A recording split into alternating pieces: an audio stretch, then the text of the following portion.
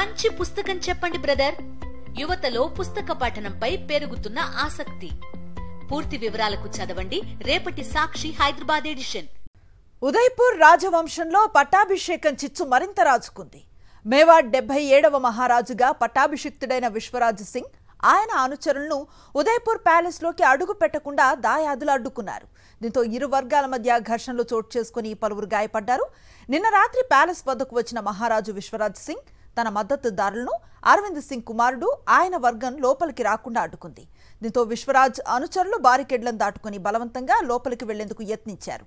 ఇరు వర్గాలు రాళ్ల దాడికి దిగటంతో పరిస్థితి ఉద్రిక్తంగా మారింది. ఈ పరిణామాలతో ఉదయపూర్ ప్యాలెస్ వద్ద భారీ భద్రతని ఏర్పాటు చేశారు పోలీసులు. బీజేపీ ఎమ్మెల్యే విశ్వరాజ్ సింగ్ కు అదనపు భద్రతను కల్పించారు.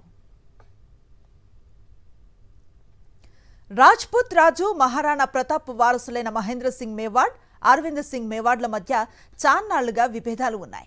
ఈ క్రమంలో మేవాడ్ రాజుగా 76వ మహారాజుగా ఉన్న మహేంద్ర సింగ్ ఇటీవల కన్నుమూశారు. ఆయన కుమారుడు బీజేపీ ఎమ్మెల్యే విశ్వరాజ్ సింగ్ 77వ మహారాజుగా పట్టాభిషేకం చేశారు. చిత్తోర్ఘడ్ కోటలో సోమవారం ఉదయం ఈ కార్యక్రమం జరిగింది.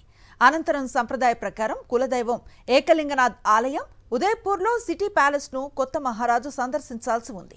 అయితే ఈ పట్టాభిషేకంపై ఆగ్రహంగా ఉన్న అరవింద్ సింగ్ కొత్త రాజును ప్యాలెస్ లోకి రాకుండా అడ్డుకున్నారు. ప్రస్తుతం ఈయన ఉదయపూర్లో రాజకుటుంబానికి చెందిన ట్రస్టుకు చైర్మన్ గా మేనేజింగ్ ట్రస్టీగా ఉన్నారు. ప్యాలెస్ ఏకలింగనాథ్ ఆలయం ఈయన నియంత్రణలోనే ఉండటంతో మహారాజు విశ్వరాజ్ సింగ్ కోటలోకి రానివ్వబోమంటూ ఆదేశాలు జారీ చేశారు. మొత్తానికి రాజ్యాలు పోయినా వారసుల మధ్య విభేదాలు మాత్రం కొనసాగుతూనే ఉన్నాయి.